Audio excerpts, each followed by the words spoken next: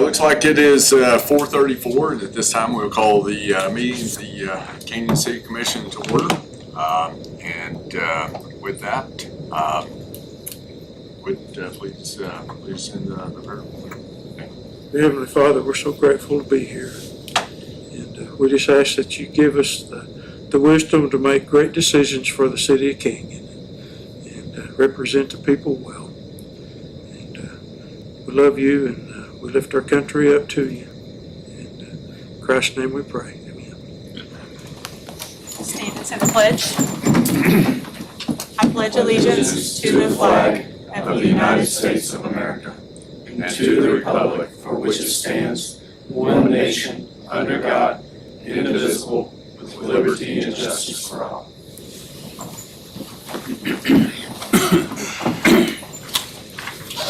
All right. With that, we will go to public comment. It's like we have one person signed in.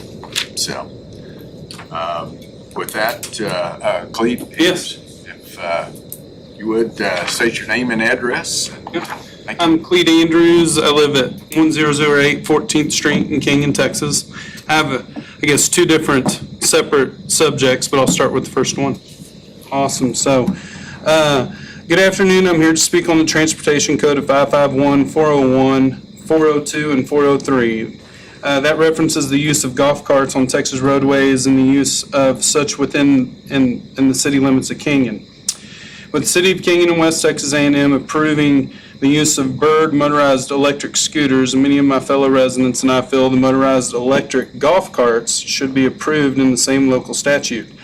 With the way that the current Transportation Code Section 551-403 posted April 2023 reads as follows: an operator may operate a golf cart in a master planned community. A, that is a residential subdivision as defined in Section 209-.002. B, for which a county or municipality has approved one or more plats. On a public-private beach or in that is open vehicular traffic, or on a highway for which the posted speed limit is not more than 35 miles per hour, if the golf cart is operated A, during the daytime, and B, not more than 5 miles from a location where the golf cart is usually parked and for transport to and from a golf course. Notwithstanding Section 551-402, a person may operate a golf cart in a master planned community described by the subsection A without a golf cart license plate on a highway for which the posted speed limit is not more than 35 miles per hour, including through an intersection of a highway for which the posted speed limit is more than 35 miles per hour. So, with that being said, it seems that the City of Canyon falls in the Transportation Code of 551-403 of an operators may operate a golf cart in a master planned community. Yes. Oh. Now I believe that Now I believe that we shouldn't have more than minimal requirements for Transportation Code 551-403 states, and more should be done to regulate the use of golf carts for the safety of our community, such as a required state-issued golf cart license plate so that the law enforcement can identify the owner of the golf cart. I also believe that you should have to be above the age of 16 and have a driver's license to be able to operate, as well as any and all other local statutes involving the Bird scooters. With so many motorized vehicles evolving on our streets, such as electric bikes, hoverboards, one-wheels, and so on, I feel it is time that we implement some statutes and classes to protect our kiddos within our community. For example, for all that want to show their age, on the Andy Griffith Show, there are multiple times that Opie has to go into the county clerk's office to purchase his bike tag to ride his bike on public streets. Excuse me. I did tell you to start with. Our rules of the I'm public sorry, comment I thought it was 3 minutes. allow for 3 That minutes. was 3 That was minutes. 3. Oh, wow. I didn't test myself. I didn't tell you to start with. Why don't you take another minute to wrap it up and tell us about the other two? So, Oh, okay. Awesome. You want to do the next one? Sure. Okay. Yeah, that's great. basically just wrapping it up is try to do $5 to have any electric motor vehicle on the streets. We can set up a class that you could have for public and the police officers could put on maybe once or twice a year. And if a child is not following the laws, which a lot of them aren't, and almost get hurt every day, they can pull their tag and they can be notified the parents that way. And we can, have something going on there with there. But basically, golf carts should be legalized because birds are, and this is even safer, so. But my next one is, on my block, we've had the major flooding on Creekmere that came down through several backyards, flooding some of those areas. My yard is the river that runs it. We have a huge retaining wall that people before us spend a ton of money on, and there was a sewer, the utilities had popped our sewer lines, they dug a big hole. Well, it's been filled in for a year with that big washout. It's popping up, coming under my retaining wall and shooting water down my alley, such as that the city came out and turned my water off thinking I had a leak in my backyard when we were out of town. My sewer line shifted now, and there's some separation within it, so I need to have that looked at. I didn't know if I'd go through y'all to do that, but also, when they dug it up, we found that the sewer line was not put in deep enough. I've got a 1/4 of an inch of fall from my lowest spot to the sewer. So, I'm having to come in and snake it every 6 months to push it through. The people before me were doing the same thing, and they were told, well, not much we can do about it if we don't replace the sewer line in the alley. They're constantly back there every 2 months pumping it, pushing it. It's something that needs to be replaced or fixed. It's been there since the 60s. It's time to fix something, so I was hoping that we might be able to look at something as stages, maybe even going through there and fixing that to where we can tie into it and be safe. Clete, we're probably at time, so. We're good? But I'm sure get you with some folks here at City to Perfect. visit about that. Awesome. Thank y'all. You bet, thank you. All right, that takes us to item number 4, approval of the minutes of the meeting of August 14th, 2023. If there are no changes, I move we approve. I'll second. Have a motion and second to approve the minutes. All in favor signify by raising your right hand. Opposed, like sign. The motion passes. All right, item number 5, to conduct public hearing and consider and take appropriate action on ordinance number 1183, an ordinance making appropriations for the support of the City of Kenyon for the fiscal year beginning October 1, 2023 and ending September 30th, 2024. Providing for the appropriation of an interest and sinking fund to pay interest and principal on the city's indebtedness, providing for the adoption of this annual budget of the City of Kenyon, Texas for the 2023-2024 fiscal year, providing that expenditures for said fiscal year shall be made in accordance with said budget, authorizing specific budget adjustment authority to the city manager, providing for the ratification of budgeted appropriation transfers in the 2023-2024 fiscal year, providing a repealing clause, providing a savings clause, and providing for publication and an effective date. Bo? Yes, sir. Thank you very much. I'm going to give a quick overview of what is included in the proposed budget, included with the ordinance. Tonight, we do have the public hearing to have an opportunity for the public to give their comment, their input. Afterwards, action does need to be taken either to adopt the budget or to postpone a vote to adopt the budget.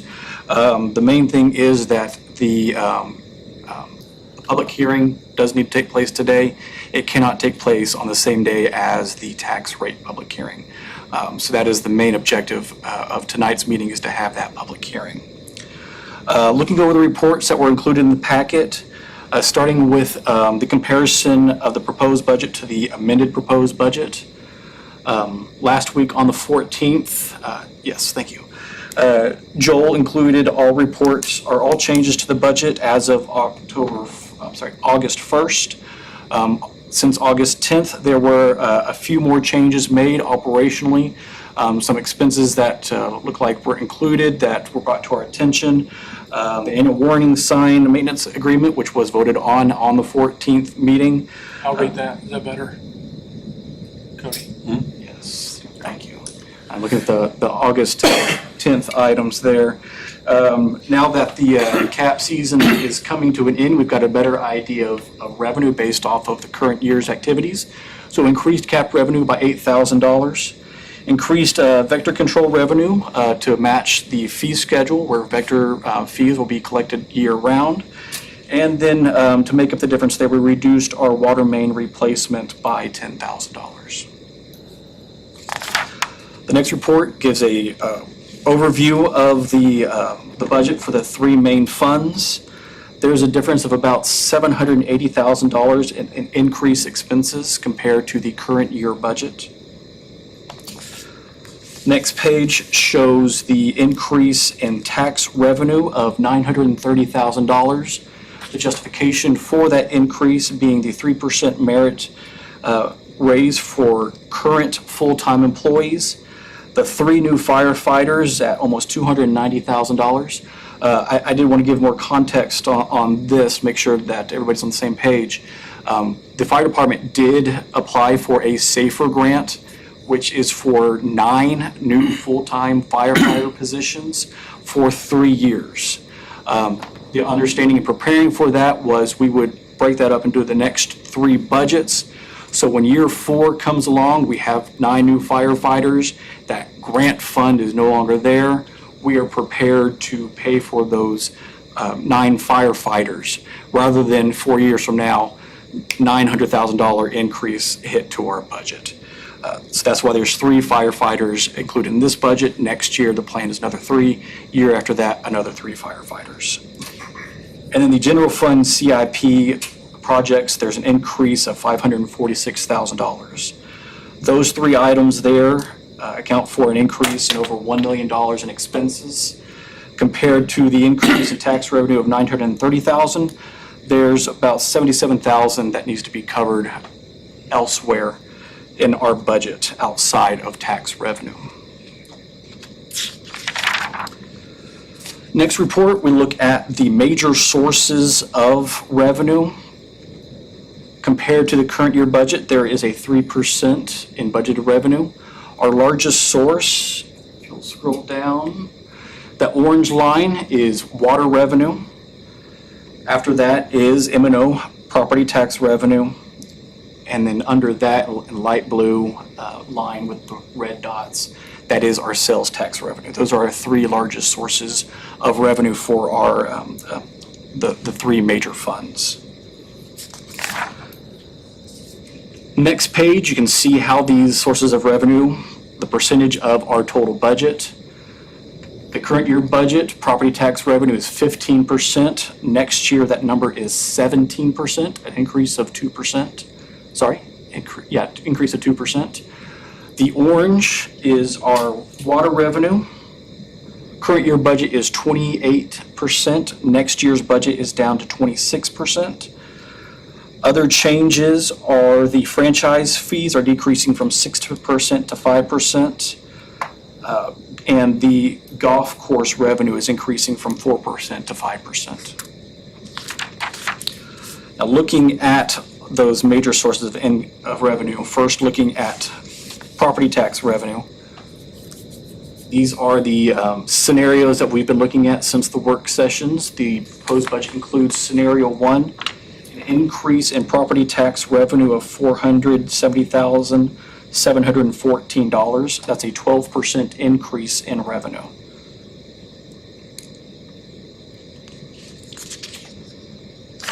If we were to go down to the voter approval tax rate, the budget would be at a deficit of about $230,000, or the no new revenue tax rate would be a deficit of $292,000.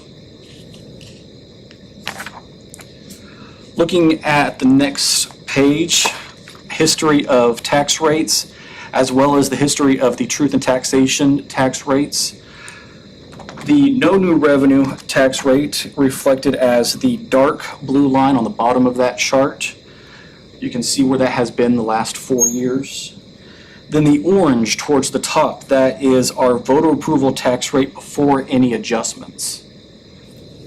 Then once we take out the sales tax adjustment, that's the rate that would take our current taxable property times this rate would equal our sales tax revenue for the most recent 4 quarters. So as our sales tax revenue goes up, our voter approval tax rate goes down. So the yellow line shows our adjusted voter approval tax rate. So it goes from the orange line down to the yellow line because of our sales tax revenue. And then the de minimis rate, the lighter blue line there towards the top, that is the rate that if we go beyond that would automatically trigger an election. Then the red line, that is our actual tax rate proposed for the tax year of '23, and then the last 3 actual tax rates and where they fall in relation to those other rates.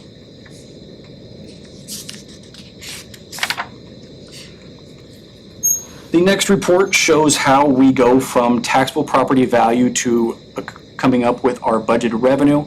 We make an adjustment related to property tax values for those that qualify for a value freeze. There's an adjustment that needs to be made for that because it's not included in calculating the tax rates. So to go for a true projected revenue amount for our collections, these are the adjustments we make. So the value that we use in our calculations is 1.124 billion, which brings us to our budgeted revenue amount of $4,351,000. Next chart, we look at the average homestead over the last 6 years, including the proposed. Last year, that average homestead property tax payment was $842,000. The proposed tax rate with current property values would bring that up to $921. That's a $79 increase. Next chart, we're comparing our proposed tax rate to similar cities within Texas. I did include in this chart proposed tax rates for those that have already made those notices. And the chart at the bottom shows the comparison of where Canyon falls in comparison to these other cities. If you can scroll down just a little bit for me. The orange is our proposed tax rate for next year. All the 2022 adopted tax rates are in blue, and the green are the other cities' proposed tax rates that had reported at this time.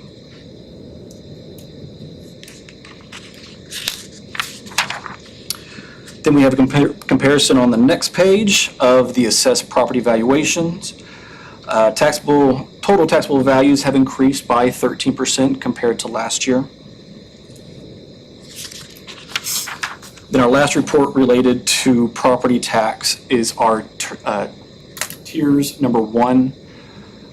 Base value was set in the 2021 tax year. That is the red line there. And then the increase of actual taxable property value is the blue line. So anything between those 2 lines, any property tax revenue has to be spent within the TERS zone. Anything below that red line is into the city's M&O operating budget. Before I move on to any other revenue sources, is there any questions y'all had related to property tax?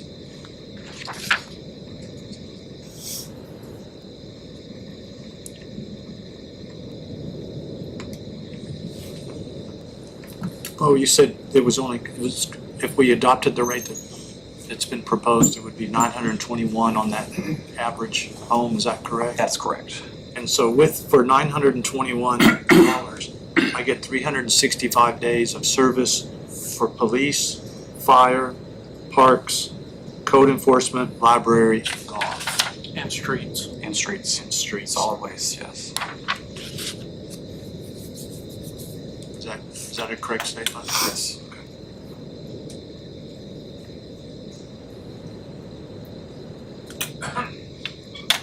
All right, we can look at the other sources of revenue. There's our sales and use tax revenue with a month-to-month comparison there. You can see this year has been quite interesting. October had a 30% increase month to month. but then March had a 20% decrease month to month. So year-to-date, this current year compared to year-to-date last year, looking at about a 5% increase, which is lower than what has been trending the past few years. We have, compared to current year budget, next year's budget, it's a 10.3% increase. But looking at year-to-date numbers, the actual compared to next year's budget, it's actually about an 8.6% increase in sales tax revenue.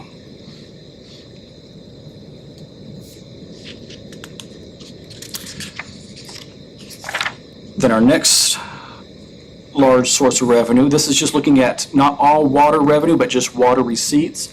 Gives a good indication of patterns for a water revenue. You can see so far year to date, it's about 5% lower than actual the previous year. A big drop in July with recent flooding. That's not too unexpected.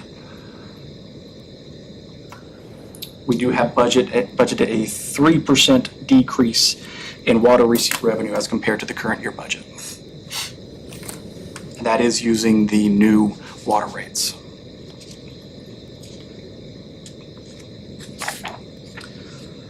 Then we can look at golf course green fee revenue. Again, this isn't all golf course revenue, but just looking at the green fees. Year to date, compared to actual the previous year, about 11.5% lower so far. Weather, of course, is going to be another factor in the number of rounds played there.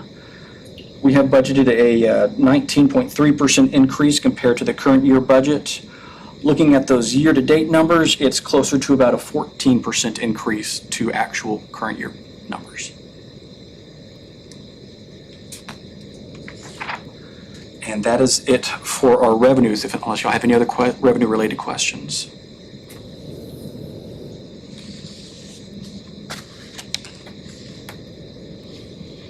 All right, looking at expenses. General fund has a 6% increase compared to the current year budget. Utility fund is a 2% decrease. Golf fund is a 4% increase, and overall these three major funds, it is a 3% increase in budgeted expenses. Next report, we look at the major categories of our expenses, largest being personnel. After that is going to be contextual services, and then below that are supplies. And I did provide also some estimated population estimates to give a total per capita expenses. So you can see in the 23-24 budget per capita with population estimates about 1,558. That is a 3% increase from the current year. If you look at the trends, you can see the increase is going down year to year. There is still an increase, but that rate of increase is going down.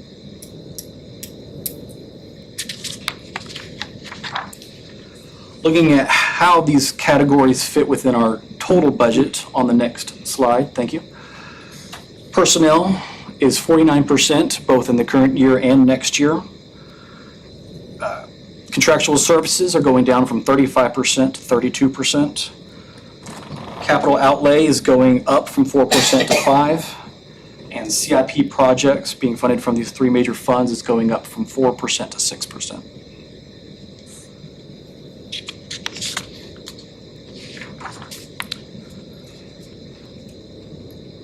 Now the next report, if we take our activities in these three major funds and break it up into four categories of administration, public safety, community service, recreation and golf, and then finally public works and utilities.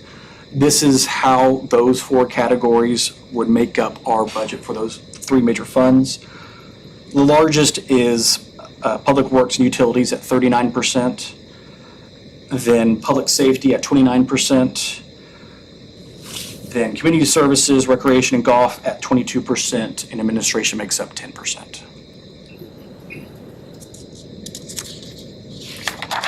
And a closer look at those administration expenses, there's an increase of 8% compared to the current year budget.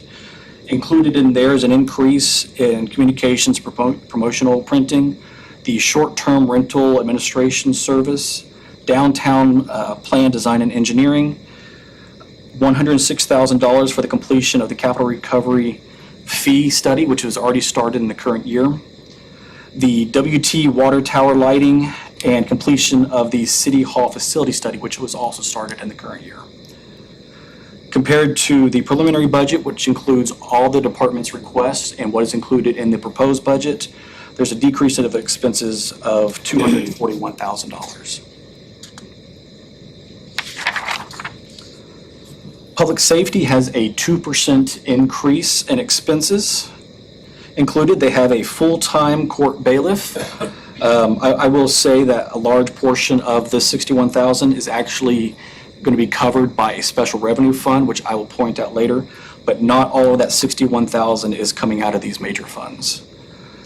We have our 3 full-time firefighters, new vehicle for the fire department, housing rehabilitation assistance program, a pickup for the fire department, increase in minor equipment for the fire department, the annual warning siren maintenance agreement, and a part-time code compliance inspector.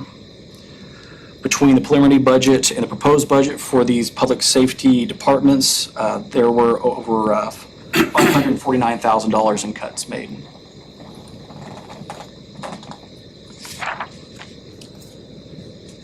Then community service, recreation, and golf expenses, there's a 12% increase as compared to the current year budget.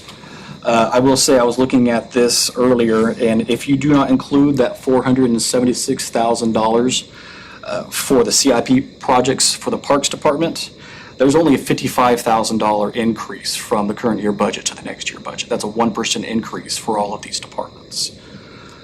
Included here is increase in the part-time wages for golf course personnel, a mower for the Parks Department, cap, chairs, loungers, and pergolas, an AV system for the community center, $5,000 that we're putting aside for the replacement of this elevator, which is just a drop in the bucket for what we need for this elevator.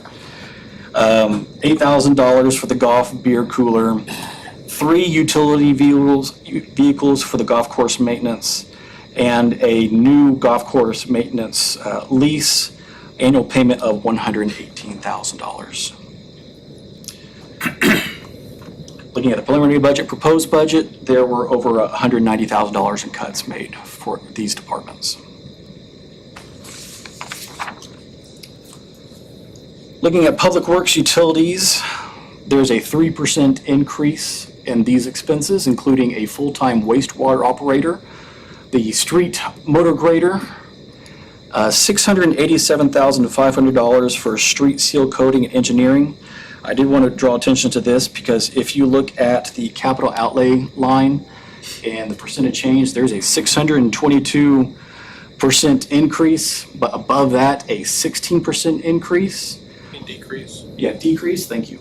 Last year, this amount was budgeted in the contractual services group when it should have been in the capital outlay. So it's not an increase, we're just changing what category that expense is being budgeted in. And we have the annual payment for the solid waste truck. That truck was ordered years ago, finally expected delivery at the beginning of this fiscal year. The $65,000 for water main replacement related to commercial development as developments are happening. Take, for example, Whataburger, as they're doing constructions, if we dig up a water main, something needs to be repaired there, we want to have the money set aside if something is uncovered during those developments. Then the next 2 are pickups for the Public Works Department and the Wastewater Department. Now, this was a big one. Looking at the preliminary budget with all the requests and the actual proposed budget, what's included, there were over $1.7 million in cuts made in these departments.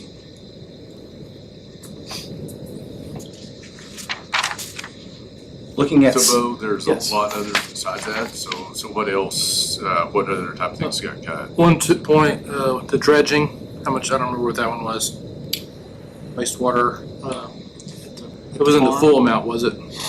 Dredging at the lagoons, was that? Dredging of the lagoons was included in the CIP project.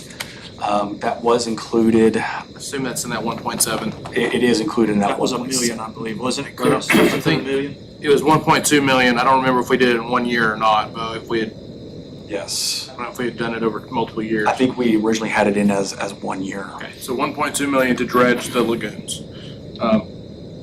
We can talk about that sometime. I know we haven't had a chance, but the buildup of the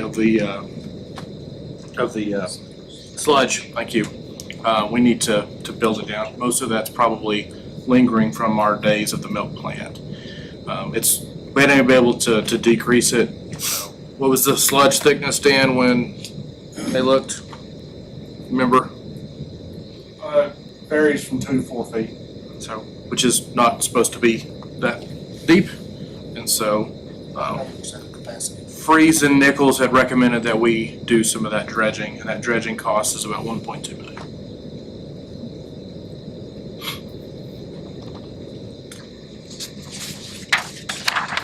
All right, next looking at the CIP projects that were included, you see from the general fund, there's $801,869.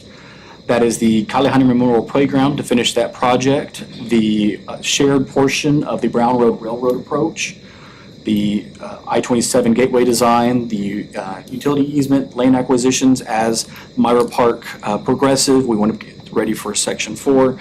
That's what that is there for. And then $175,000 to renovate the restrooms at Humsley Park.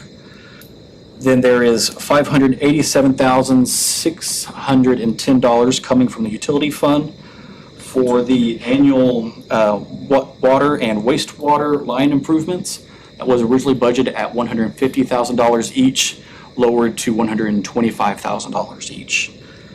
Then we have the additional amount needed to finish the Myra Park utility extension.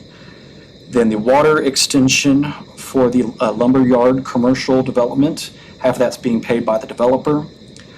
Then the grant portion of the downtown alley reconstruction, $125,000 of that. The city's portion of that project not covered by the grant will need to be included in next year's budget.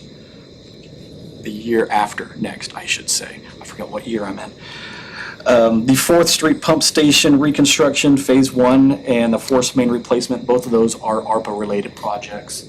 That is half of the ground storage tank and the full amount of the force main replacement.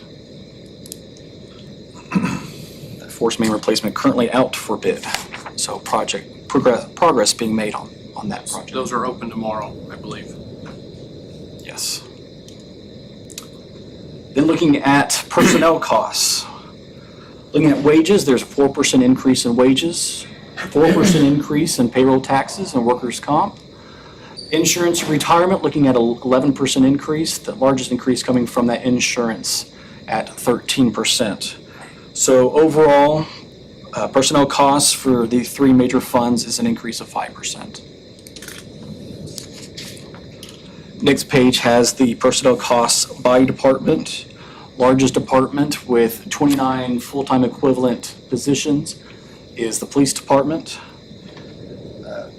$2.795 million coming there. Next after that is the fire department personnel costs of $1.318 million.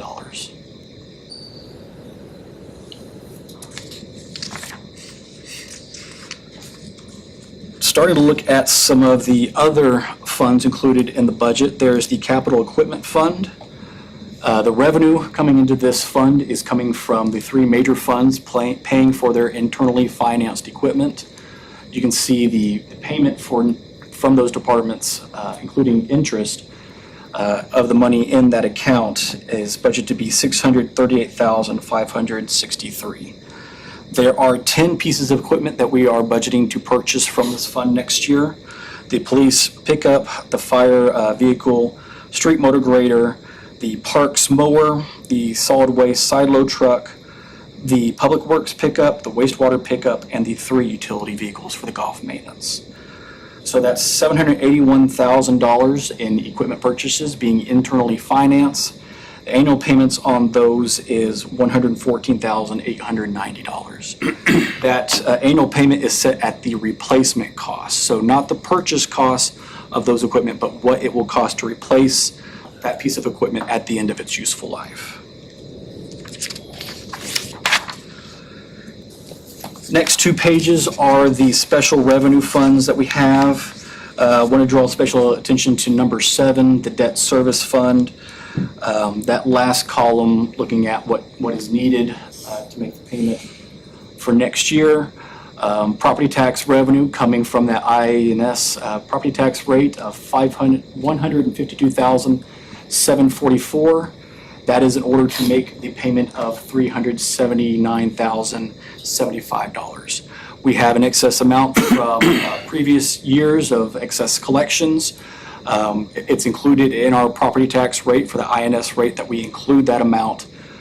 So their determination is we only need that $152,000. At the end of this coming year, that will be used. So the following year, the 24 tax year, we do expect the INS rate to increase because we will need to make that $379,000 payment. The next page after that, fund number 12, the Municipal Court Security Fund. Next one down, there we go. You see regular salaries, $36,401. That is the portion of that bailiff's salary that is being paid from this special revenue fund. So $61,000 for the total for that bailiff, $36,000 is being paid from the special revenue fund. That will basically empty what is currently in that fund. The following year, all but about $7,000 for that bailiff will need to be included in the general fund. It's very similar in fund number 13, the Local Truancy Prevention and Diversion Fund. Too far. There we go. You see $6,000 in regular salaries. That is for the court administrator. That is $6,000 of her salary is paid from that special revenue fund. That will continue going forward. And finally, we have our debt schedule for the next 10 years. What has changed? Looking at the general fund, 2024 fleet and car system finance lease.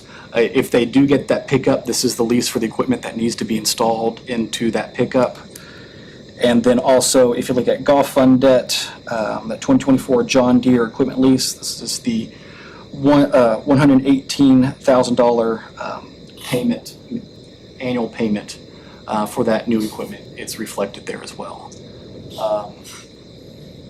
There above it, you can see the schedule for the current Series 21 GEO refunding bond. That's when we purchase the golf course.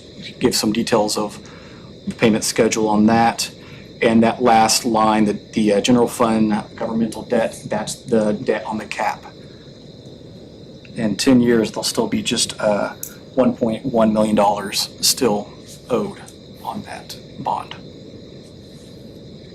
I welcome any questions, any concerns that y'all have.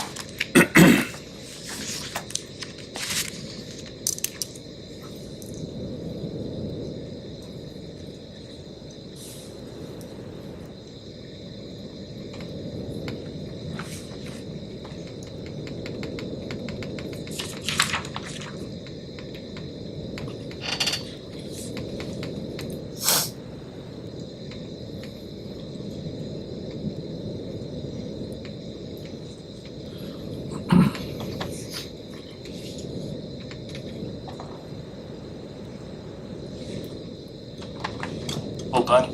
Thank you. Major items that are on the bubble that see is things that probably will have to address next year or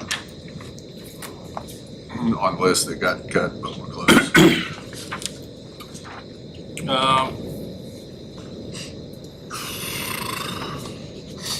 Got a major item on running lines under I-27. That one may have to come out of cash at this point. That one's on the bubble.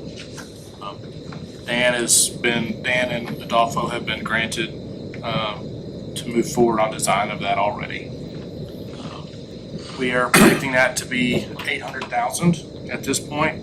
It is a very rough cost. We're trying to coordinate this before they widen 27, and they're aiming for construction, Dan, summer of 24. So we're kind of behind the 8 ball on that. And so their timeline, the reason part of that is because their timeline accelerated on this. I don't know how that happened, but they moved their timeline up on us. You know, the project got Cost of funded. that to the Yeah, city is. and the Project got funded, that's what moved the timeline. That was the thing, and they had to get additional funding, I believe, from the TxDOT committee to get that project off the ground, and they got that. So, but sorry, go ahead and ask. And total cost to the city is how much? Right now, the cost is $800,000. So we have 3 lines. We have 1 line in there right now. When we do move that, it will be fully reimbursed. So that won't be fully reimbursed. We need to do 2 additional lines at the same time. And there's Dan and staff are still working through the technicalities of that. So the current line is coming from Kim Road Pump Station to serve the water tower. So that's where our water from Amarillo comes in. We are going to, it's in the CIP to install a second line to serve that same purpose in future years. Not sure when that will be.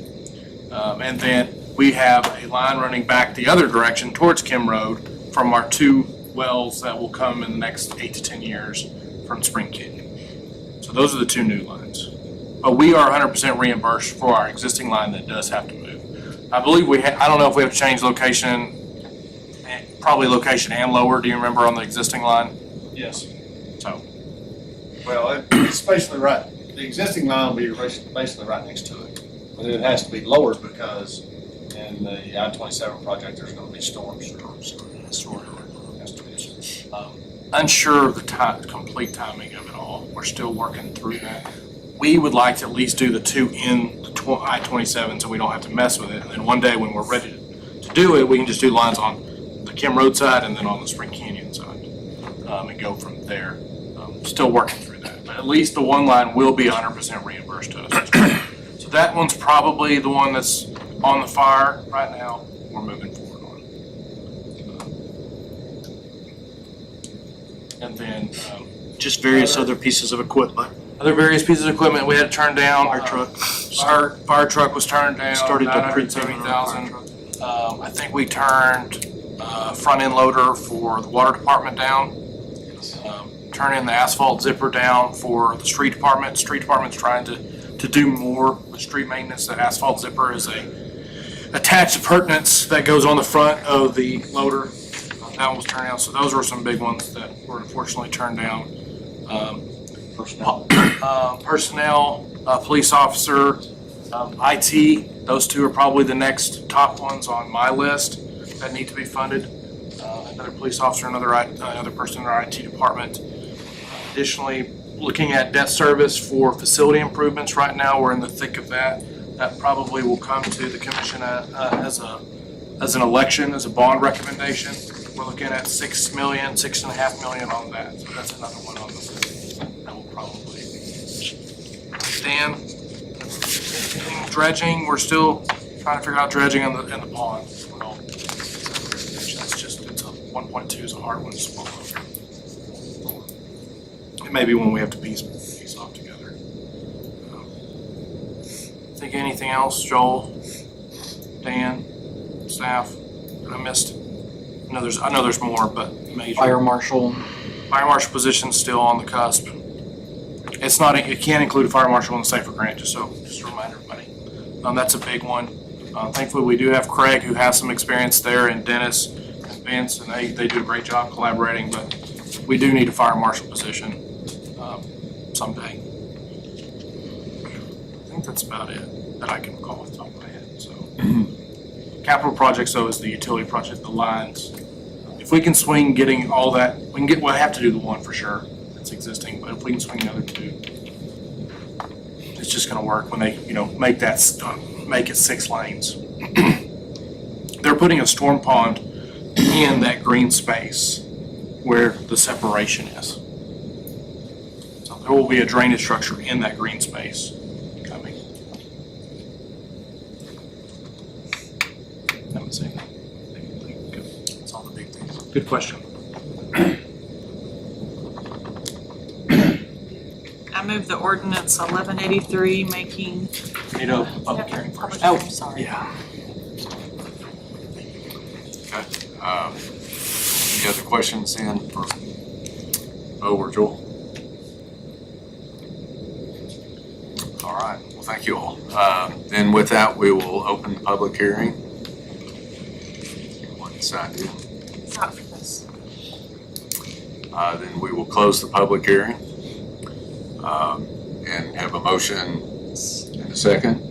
I move that ordinance 1183 making appropriations in support of the general operation of the city of Kenyon for the year beginning October 1st, 2023 and ending September 30th, 2024 be adopted in final reading. And I need a record vote. Second. Have a motion and a second. It is a record vote, so we'll take a show of hands and go around to each individual. So Commissioner Kramer, show of, Yes. I vote yes. And Commissioner Potter votes yes. So.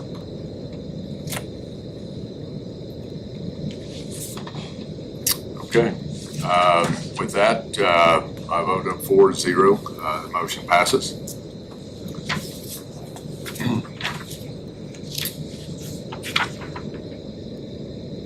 Second motion. Yeah, we have a second motion. Do I need to read this or is that? I got it. I move the ordinance 1183 making appropriations in support of the general operation of the city of Kenyon for the year beginning October 1st, 2023 and ending September 30th, 2024 be ratified with an increase of property tax revenue. Sorry, I don't have my glasses on.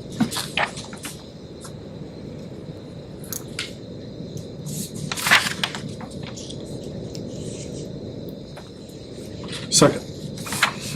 You have a motion and a second. This also requires a record vote, which says show of hands, but Yes. Yes. yes. All right. Motion passes also 4-0. So with that, is there any further business? I reluctantly move we adjourn.